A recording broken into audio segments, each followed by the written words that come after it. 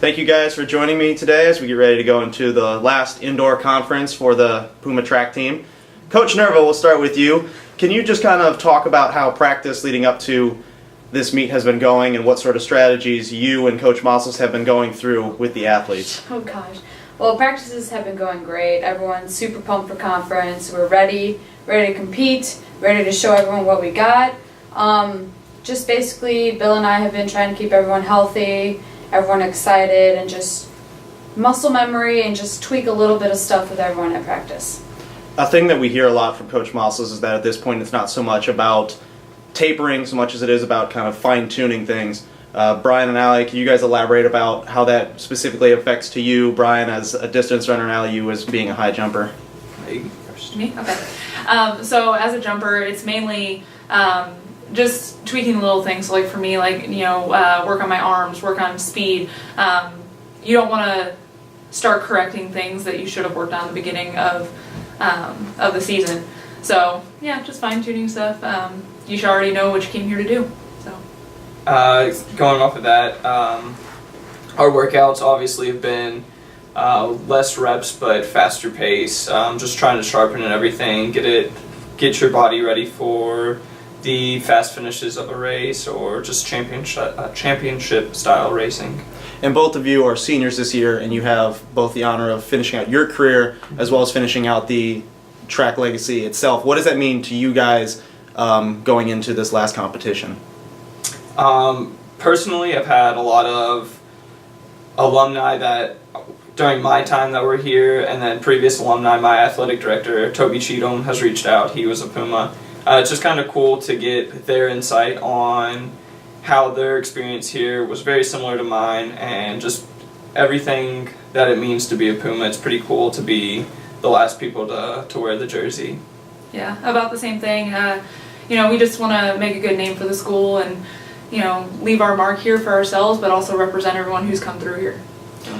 And in your guys' competition, obviously, fan appreciation isn't something that is mentioned a lot with track, but definitely plays into it. Allie, can you talk about how, when it comes to doing the field events, kind of how the fan support and from your own teammates kind of plays into how you compete? Yeah, it's really nice to be able to, walk up to your mark as you're getting ready to jump and, just feel everyone around you get excited for you and hear them say, oh, go Allie or go whoever. Just having that support behind you makes you feel more confident as you're getting ready to go over the bar or to land in the pit or even just running events. So it's nice. And then for the track, it's obviously whenever you're coming around that last 400 or 200, it's really nice to have your teammates lined up. It doesn't matter if it's other distance runners, sprinters, field events, they're all there for you, cheering you on. It helps, as Bill said, to block out the pain in those last meters to get the job accomplished. It makes that a lot easier. And going into this weekend's competitions, what are your guys' specific goals individually for yourselves? I want to score as many points as possible for our team. I know that we're really looking forward to trying to score as many points as we can and finish as high as we can. So that's the ultimate goal for me. And qualify for nationals. Yeah, and qualify for nationals. Yep. And Coach Nirva, you've had the honor with both of these individuals, both being a teammate and now being a coach in this last season. What does that mean to you, and what sort of change have you seen with these two individuals just making that change from teammate to coach? It's great. I mean, it was obviously hard at first making the change from teammate to coach, but both of these young athletes have grown so much over the years. I'm proud to see them finish off strong and as well as we are this year. Well, as has become kind of a staple for these press conferences, we try to end with more humorous notes. But before we get on to that specifically, something that was spoken of earlier this morning, kind of as a joke, was that Coach Nirva was going to do this whole press conference with a British accent, which we note you did not do. Can we hear just a little bit of what that British accent might sound like? Hello, Governor. Beautiful. Simply beautiful. Brian, you're going to be saved a little bit since the last time you were with us, we had you juggle. Yeah.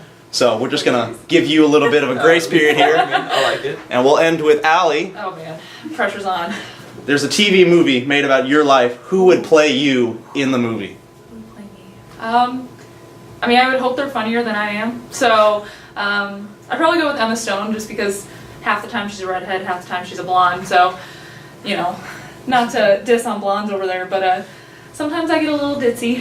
So yeah, I'd go with Emma Stone. And if you were to cast Brian, who would you cast as Brian? Ooh, I don't know. I'm not very good with male actors, so I have no idea. I don't know. You guys might have to help me out with this one. It's like Ryan Gosling or something. Yeah, let's go with that. We'll just stick with that one. And then just to end it, we'll let all of you guys kind of come to a decision together. But who would play Bill Massoels in the movie about the track team? I'm kidding. Oh, I don't know. I don't know either. Himself.